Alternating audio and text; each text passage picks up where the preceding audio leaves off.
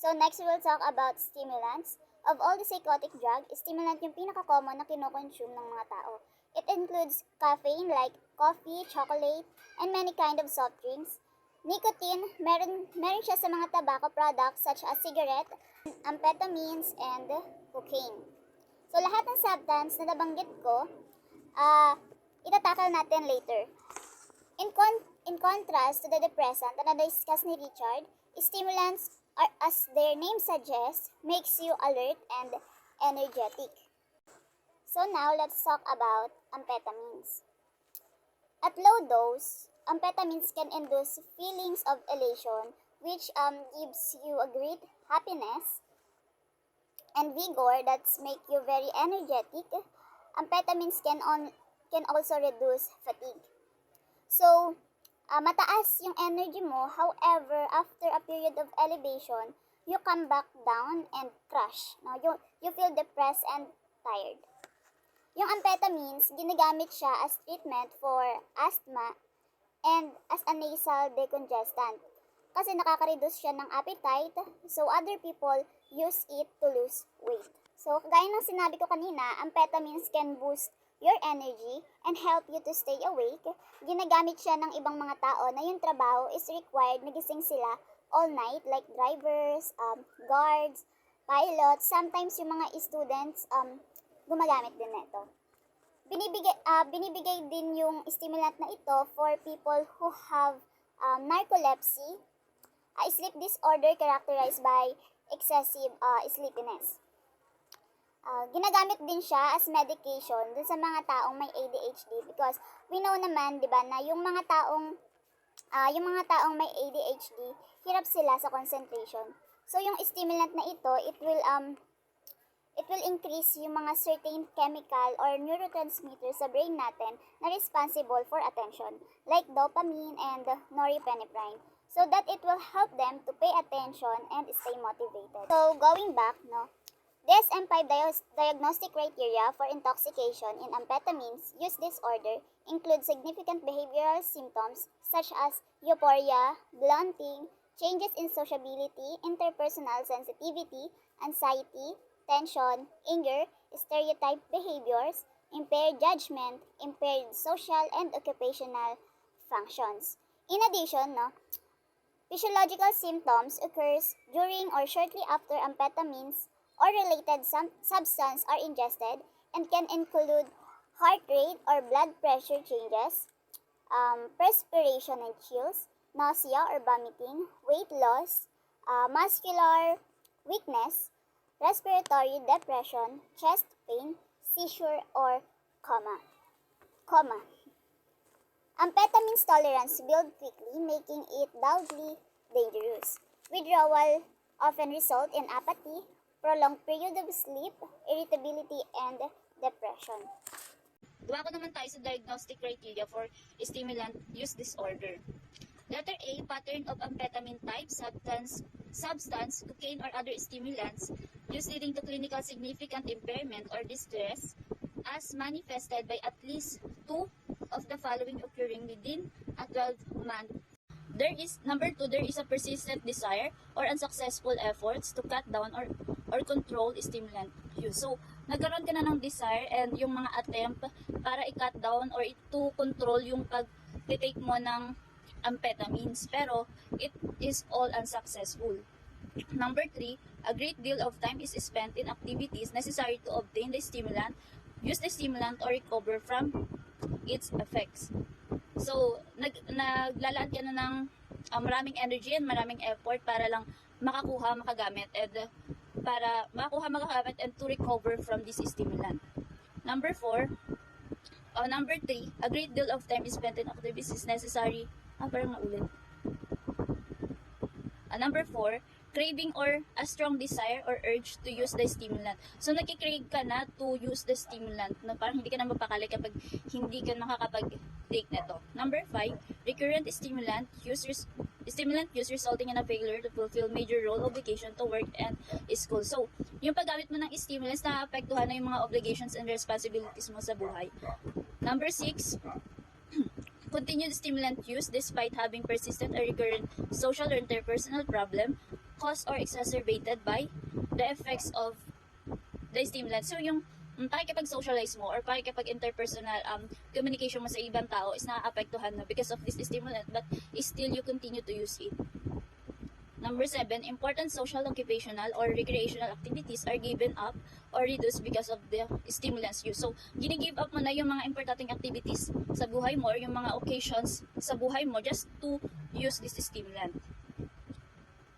Recurrent stimulant used in situation in which it is physically hazardous. Kahit na dangerous na sa'yo, yung pagtitake mo ng stimulants, hindi mo pa rin matigilang gumamit na ito. Next, number 9, stimulant use is continued despite knowledge of having a persistent or recurrent physical, psychological problem that is likely to have been caused or exacerbated by the stimulant. So, you have the knowledge and awareness na malaki na yung effect sa'yo ng stimulant na to, or marami ng problema yung naibibigay sa'yo ng stimulant na to, pero hindi mo talaga siya kayang tigilan or patuloy pa rin yung paggamit mo sa stimulant na to. Number 10, tolerance as defined by either of the following. Letter A, a need markedly increased amount of stimulant to achieve intoxication or desired effect. So, ini-increasean mo, or dinadagdagan mo ng dinadagdagan yung pag-intake mo ng stimulant na to kasi lumalaki na yung amount nito just for you to meet yung desired effect or yung intoxication na hinahanap-hanap mo. Letter B, a markedly diminished effect with continued use of the same amount of the stimulant. Number 11 is the withdrawal as manifested by either of the following. A, the characteristic withdrawal syndrome for the stimulant refer to criteria A and B of the criteria set for stimulant withdrawal. Letter B, the stimulant for a closely related substance is taken to relieve or avoid withdrawal symptoms. So, ginagamit mo yung stimulant na yun. Like for example, kapag alam mo na napapunta ka na sa withdrawal phase, gumagamit ka ng stimulant na to para lang ma-avoid mo yung withdrawal na yun. So, may note dito, this criterion is not considered to be met for those taking stimulant medication solely under appropriate medical supervision such as medications for attention deficit hyperactivity disorder or narcolepsy. Hindi siya kasama sa criteria kapag yung mga stimulant ay ginagamit for medication kagaya na nga lang ng ADHD or narcolepsy. So, specify recurrent severity, mild presence of 2 to 3 symptoms, moderate presence of 4 to 5 symptoms, severe presence of 6 or more symptoms for 12 months. Another stimulant substance is cocaine. Cocaine replaced amphetamines as a stimulant of choice in 1970s. Isa sa kilala nating gumagamit ng cocaine ay si Sigmund Freud, who wrote of cocaine's magical properties. He said that, "I have tested the effect of coca, which wards off hunger, sleep, and fatigue, and stills one to intellectual effort some dozen times on myself." Later on, Latin Americans, they chewed coca leaves to get relief of hunger and fatigue, and they do it for centuries. So anyway guys, yung cocaine, galing siya sa coca plant. There's someone na nagmanufacture ng iba't ibang forms ng cocaine, like like coca leaf cigarettes, cigars, inhalants, and crystals. Pero yung mga taong hindi afford yung product na to, may mas cheapest way para makakuha sila ng cocaine, which is through sa Coca-Cola. Dati kasi yung Coca-Cola, it contains a small amount of cocaine. So, yung mga tao na hindi kayang makabili ng mga product na sinasabi ko kanina, sa Coca-Cola sila umaasa. If you have guys read about Danny, who inhaled cocaine nung nagparty sila with his friends, he said that the drugs made him powerful and invincible, and he also said na it is the only way that he felt confident. But the effect of cocaine lasted only for an hour, so ang ginawa ni Danny, he snorted cocaine repeatedly. So during this binge, he often became paranoid, experiencing exaggerated fears that he would be caught or that someone would steal his cocaine. So such paranoia, referred to as cocaine-induced paranoia. Cocaine also makes the heart beat more rapidly and irregularly, and it can have fatal consequences depende sa kondisyon ng tao physically and kung gaano kadaming cocaine yung na-intake. It can also affect the baby kung buntis yung user ng cocaine.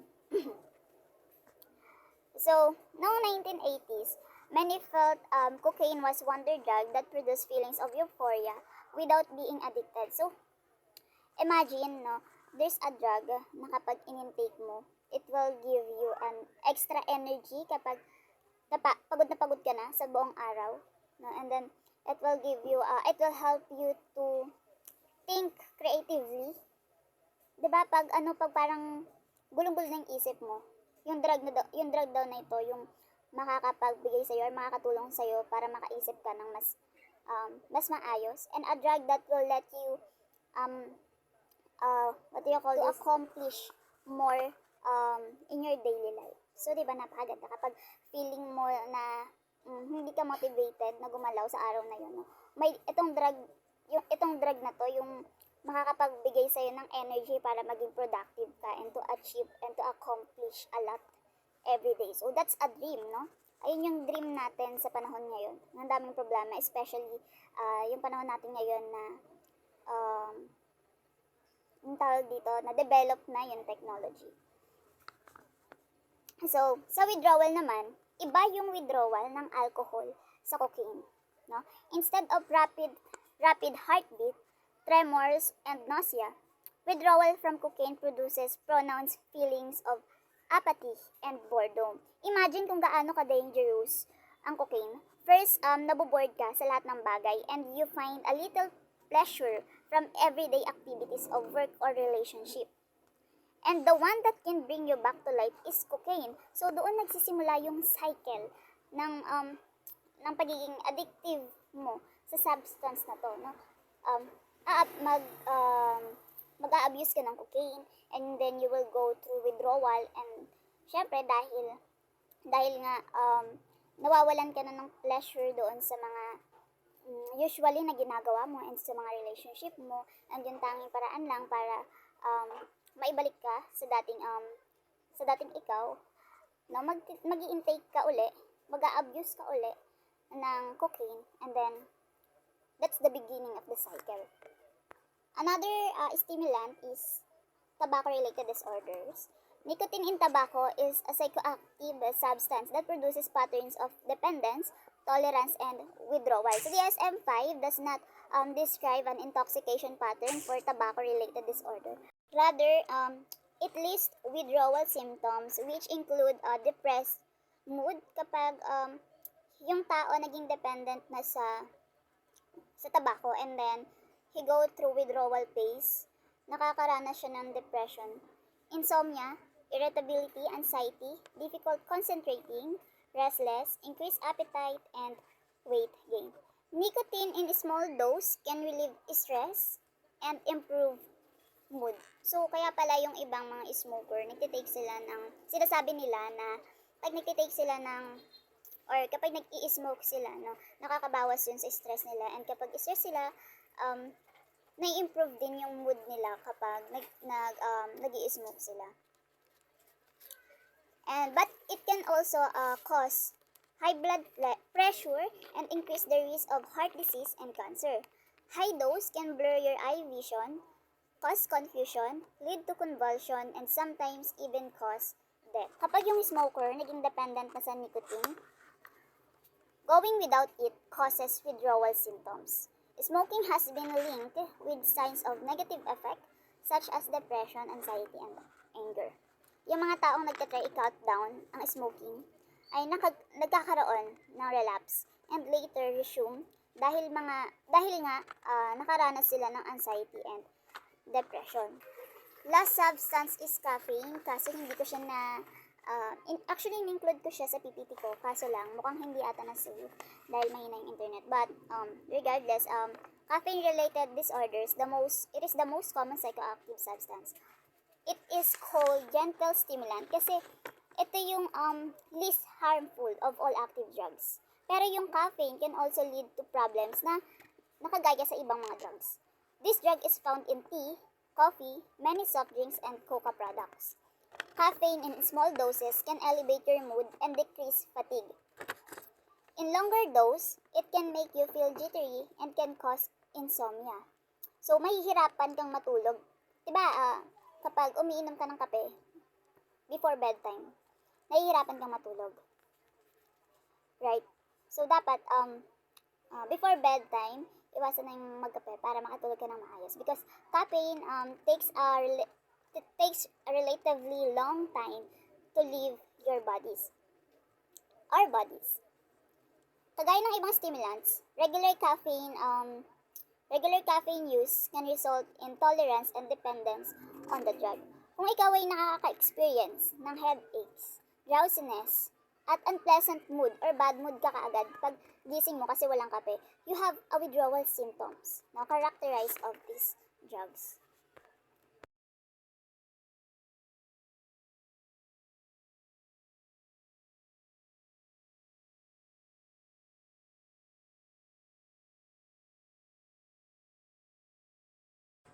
So now, let's talk about the diagnostic criteria for caffeine intoxication.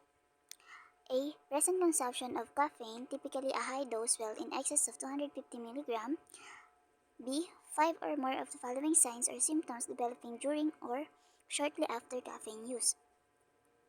Number 1, restlessness, nervousness, excitement, insomnia, flash face, diuresis or yung ihi ka ng ihi, gastrointestinal disturbance or yung masakit yung tiyan, muscle twitching, rumbling flow of thought and speech, tachycardia or cardiac arrhythmia, your heart beats faster than normal, periods of inexhaustibility, psychomotor agitation where you do movements that are unnecessary. Letter C, the signs or symptoms in criterion B cause clinically significant distress or impairment in social, occupational, or other important areas of functioning. D, the signs or symptoms are not attributed to another medical condition and are not better explained by another mental disorder, including intoxication with another substance. That's all for my report. Thank you.